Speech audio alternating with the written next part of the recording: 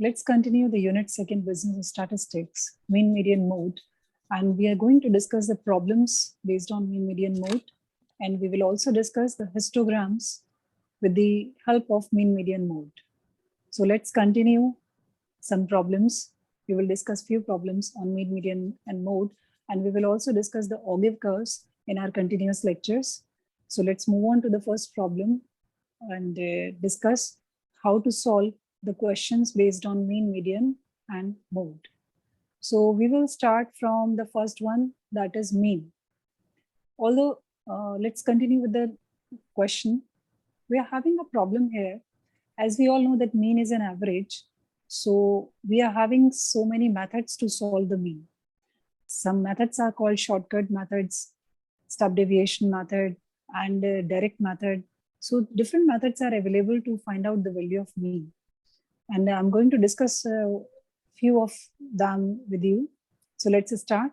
We are having a problem. I have written ages of my 40 friends in the table given below. And the number of friends is also mentioned there. So we are having one variable as X, which we call age, and the another variable Y, which we call F, that is frequency. So this question is actually including the discrete series where we are having the variable with the frequency given. So let's find out the average age of my friends by direct method. Let's discuss the direct method. For solving the questions of mean, median, or mode, we first of all need to draw a table. And you can see here that we have drawn a table where the first column represents the age of the people. The second column is the number of the friends we are having. So age represents the years and the variable X, and the number of friends, that is frequency. So we will continue how to use the direct formula for finding out the mean. So the direct formula of mean is summation xi fi upon summation f. So first thing which we have to do is to calculate the value of summation fi xi. Now the question arises, what is this xi fi? So to understand it, what is xi fi? It's very simple. We just need to multiply the ages with the frequencies given. So we will multiply x variable, all the values of the x variable with the respective values of the frequency table. So as you can see in the third column, which represents xi fi. This is the multiplication of xi with the fi, frequency. So we multiplied 15 by 4, 16 by 7, 17 by 10, and so on. And in the end, what we have to calculate is, according to our formula of direct method, we need to calculate the sum of all the calculations we have done. That means we need the sum of the frequencies given, which is 40, you can see in the slide. This is 40, summation fi is equals to 40. And the summation xi fi, that is the multiplication of the x variable with the f variable, the summation of that is 697. So let's continue how to calculate its value using direct method. Let's move on to the formula given. By direct method, we find the arithmetic mean by using this one. That is summation fi xi upon summation fi. So we just put the values in the numerator and denominator as we have calculated. That is 697 divided by 40. And in this manner, we will get the value of the arithmetic mean, that is average 17.425. So the average age of friends is 17.4. So this is the way we can calculate mean by using this formula. This is the simple method. This is the direct method which we can use to find out the arithmetic mean of the discrete series. Let's continue to the next, where we will learn median. Median is the middle value. As we know the meaning of the median, that if the data series is given, so in that data series, the value which represents in the middle of the data, that is which represents the middle of the data, is generally called median. And the formulas to calculate median are also different according to the type of series. If the series is individual, we just go to the median size and find out the value of the median. If the series is the continuous or is having the frequency given, then the methods are different to find out the median. So let's continue with this question, where we have to find out the median of the weight from the following frequency distribution table of 70 students. So in this table, we are having number of students as 70. That is the sum of the frequencies is 70 we are given with. And the weights are also assigned to them. So let's continue how to solve this problem. Let's continue to the method of finding the median. So to find out the median, we need to calculate first the cumulative frequency. The requirement of finding the median is that the first step in finding the median is, firstly, we have to arrange that data in ascending or the descending order. Whatever the series is given to us, we first of all need to arrange the data in ascending or descending order. And after that, if the frequency is given, we need to calculate the cumulative frequency to find out the value of median. So in order to calculate the value of the median, let's go to the table and understand how to calculate the value of the median here. We are assigned with weights, we are assigned with number of students, and as I said, we need to calculate cumulative frequency. So how to calculate the cumulative frequency? You can see here in the given slide that how we can calculate the cumulative frequencies of the data. So by the number of students, that is the frequency given, we just calculate cumulative frequencies. And the method of finding the cumulative frequency is we use the first frequency given in the table and add that frequency in a continuous manner to find out the cumulative frequencies. So let's understand how we have calculated the cumulative frequencies in the given table. The first frequency will remain the same, that is 4. In the second, we will calculate the second one as 4 plus 6. That means we will add on the next frequency given in the previous one. That is 4 plus 6 equals to 10. Then we will add the summation to the next frequency given. That is 10 plus 8. We will find 18. In a zigzag manner, we will add all the frequencies to each other and we will find the cumulative frequencies. This is the method to find the cumulative frequency. So let's move on to the method of finding the median, that how to calculate the value of the median by using this data. So here we know that the n is 70. N means the summation of the frequencies is 70. And since 70 is an even number, so we will use the median size formula as the mean of n by 2th and n by 2 plus 1th term. So we need to calculate the sum of the observations by using this method of finding the median size.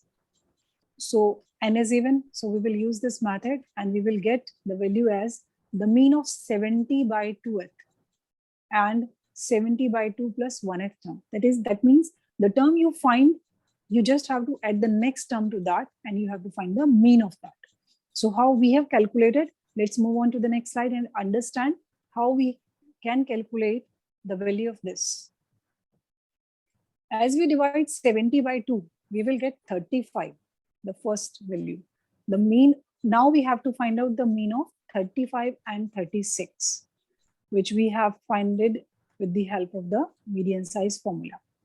So 35th and 36th, these are the two values which represents or which shows the median class.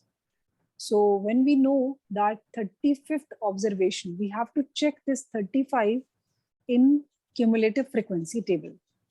So we just move on to the cumulative frequency table and start finding out the highest value, which is near about 35. So as you see in the table, we are having 32, 10, 18, and then 32. But the value is 35. So we need to move after 35. And as we move on, next to 35 is 44. So after 32, we will take the weight of the 44 value of the cumulative frequency. And you can see that 35 and 36 lies in 44. This is the method to fix the cumulative frequency, to fix the median size, that how we can calculate. So we just check the obtained mean of the values in the cumulative frequency table and do accordingly. So as you can see that for 35 and 36 comes in 44th cumulative frequency column. And what it represents? It represents 47. 35 represents 47 and 36 also represents 47. So the answer of this question can be found out by finding the mean of these two observations. That is 47 plus 47 divided by 2. And we will get the observation as the answer as median is 47. So the median of this question is 47. And this is the way we can find out the median. And it becomes simple if it was the series of odd. That means if it was not an even series, then we just go simply to the data of the cumulative frequency which lies in that table. For example, we are not having 36. We were just having a single value 35. Then we will take directly, we can directly answer that 35 lies in the cumulative frequency column, cumulative frequency row of 44.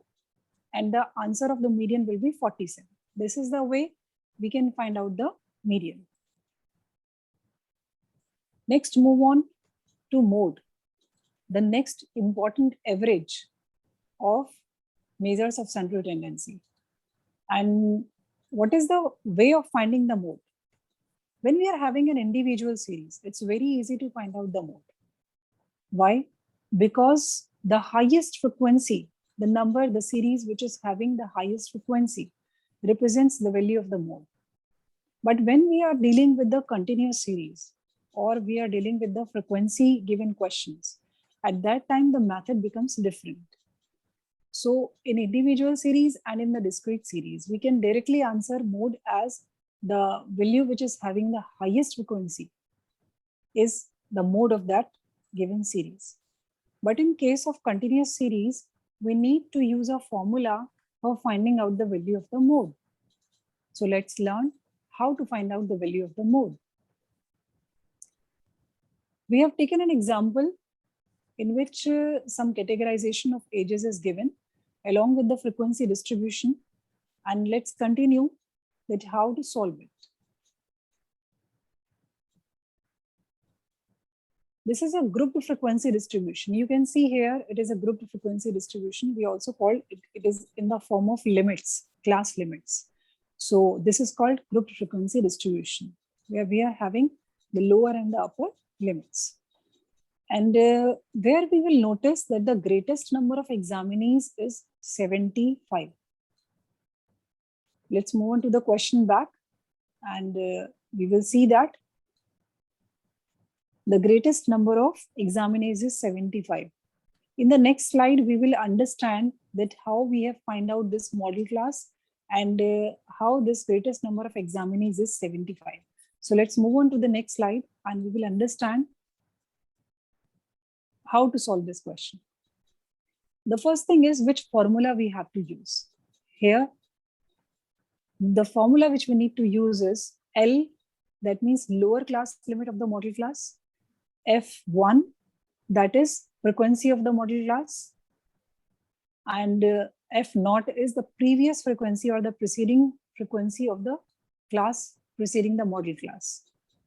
And the F2 is frequency of the class succeeding the model class.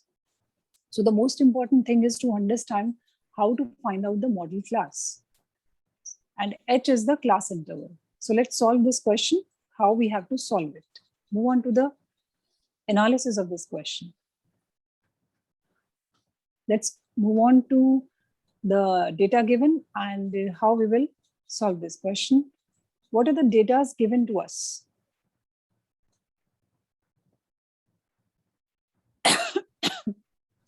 Substituting values in the formula.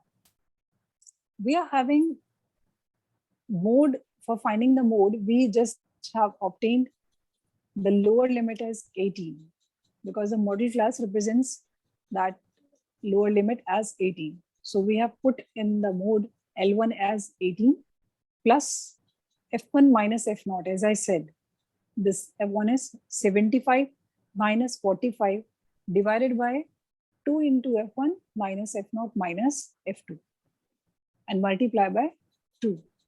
So this is the way which will help us to find out the mode of the given question, and how we can solve the mode by using this formula.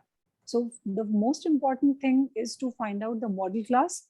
And as you find the model class, it will be easier for you to put all the values in the formula and get the answer. So the thing is how to understand, to use this formula and how to find the model class. So here we get the value of mode as 18.896 by using this formula. So in mode, the most important thing which can change the values of your question, which can change the values of your answer, is the way you are finding the model class. So what is the best way to find out the model class? Model class can be concluded or can be founded with the help of the frequency given. So the highest frequency given can help you to find out the model class. So the question of the answer of this question is 18.896, which we have found out with the help of the formula of the mode. This was all regarding the mean, median, and mode problems, and it will be much more better when we continue to solve these problems by using these formulas and understand them in a much better way as we solve many problems based on these. Let's move on to the next topic, that is histogram, which is very important in statistics in the presentation of the data. So when we are talking about the presentation of the data, histograms, bar graphs, and frequency polygons, distributions, all these are actually a way to represent the data in a much better and understanding manner. So let's move on to median, mean, mode, how to represent all them in histogram. So first thing which we need to understand is what is an histogram. First of all, I will tell you what is the meaning or the definition of histogram.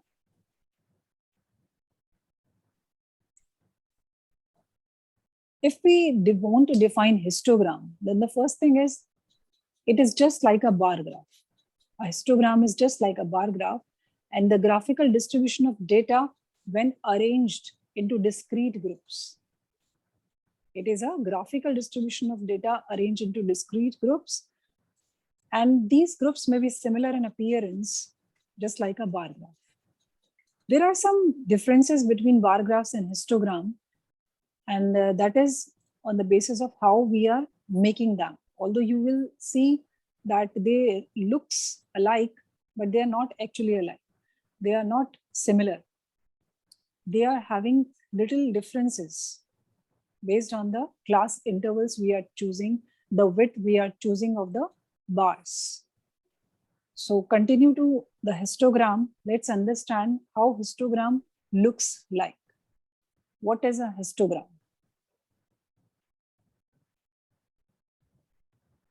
Here you can see how an histogram looks.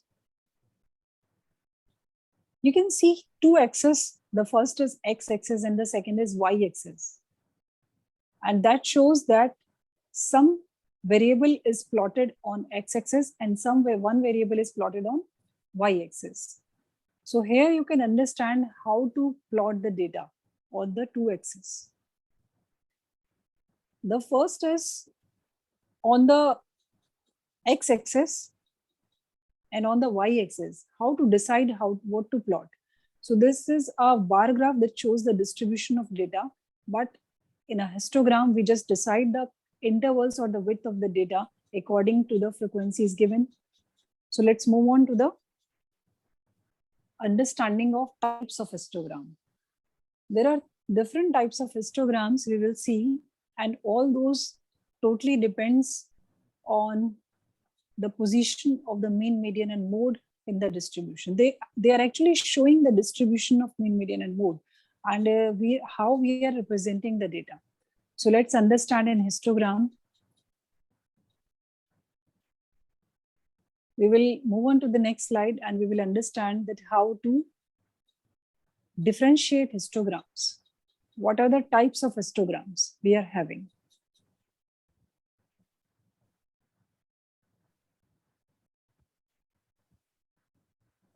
This will be continued to the next lecture, and we will understand in that how to differentiate histograms, what are the types of histograms. All these things will be explained in the next session.